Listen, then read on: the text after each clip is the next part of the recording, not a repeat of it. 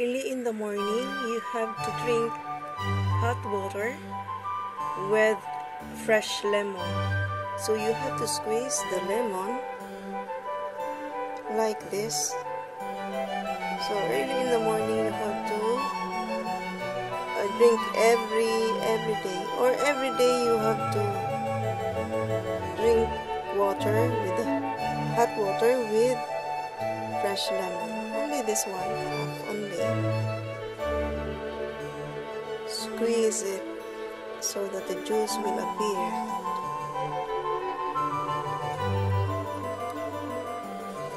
Okay. At pagkatapos lagyan natin ng mainit na tubig. Hot water. Let's put hot water. So you have to drink 2 glasses, at least 2 glasses in the morning. Now, ngayon mga kabayan, iinumin ko na yung mainit pa, hindi pa kaya. So, try ko.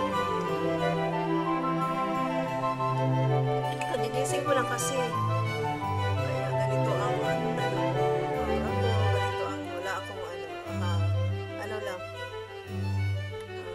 Damit pang bahay. Okay siya. Mainit pa lang.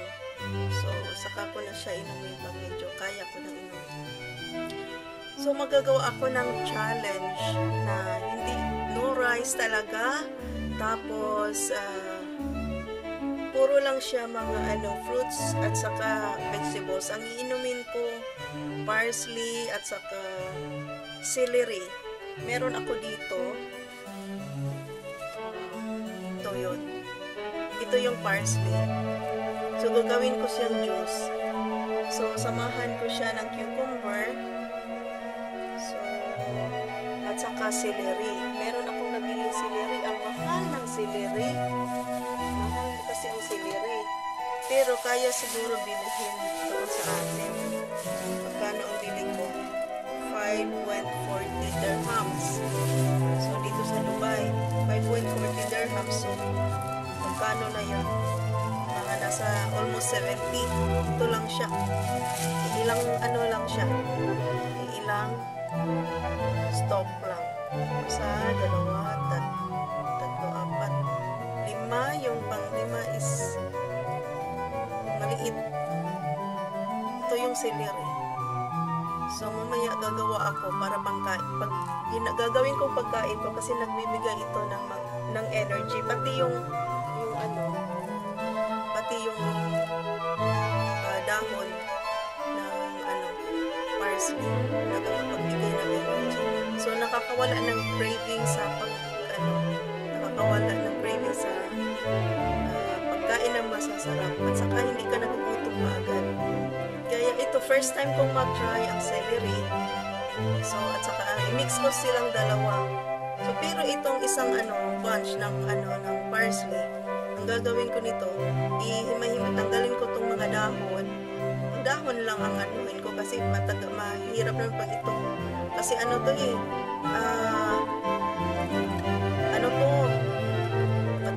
matigas siya. So ito naman, ang parsley, ang gagawin ko sa parsley is slice ko siya paliit-liit para hindi siya para maiikot yung blender. So yun ang gagawin ko. So lagyan ko lang ng cucumber. Tingnan ko kung meron ako dito ng cucumber. Check ko lang. Okay. Meron akong cucumber. So, at least 2 cucumber. Pwede na siguro meron.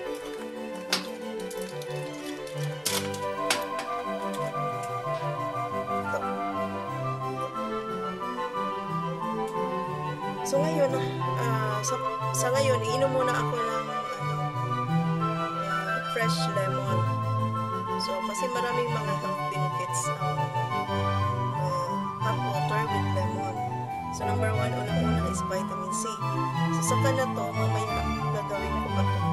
Yun lang, kung tatamarin kayo, yun lang. Pero huwag tatamad-tamad. Maganda ang result dito. Pero first day, kung gagawin ngayong araw na to. So, abangan ninyo ako mga kabayan kung anong resulta. Kasi ang taba ko, ang laki ng braso ko. Ang taba ko, mataba ko. So, kailangan iliit to. Kailangan paliitin ko to. Kasi matandaan ako 47 ako. So, kailangan talaga na mag-ano tayo, ano yon, healthy lifestyle na. Kasi dahil sa mga sakit na yun. So, kung gusto pa nating tumira dito sa mundo na so mag-healthy lifestyle na tayo. So, no rice. Ang challenge ko, no rice for 2 months. Tingnan natin kung kayang-kaya ko ba. Tingnan natin. At saka tingnan ko kung liliit ko itong braso. Tapos yung timbang ko is 60 yata. Check natin. Kabayan, pangalawang baso ko na ito. Nilagyan ko na kayo dito. Tapos na yung tubig.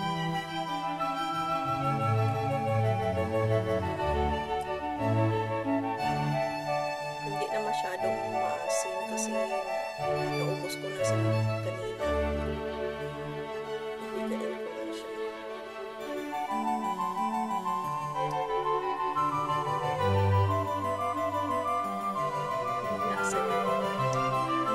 So, every day, drink at least 2 glasses of hot water with fresh lemon in the morning.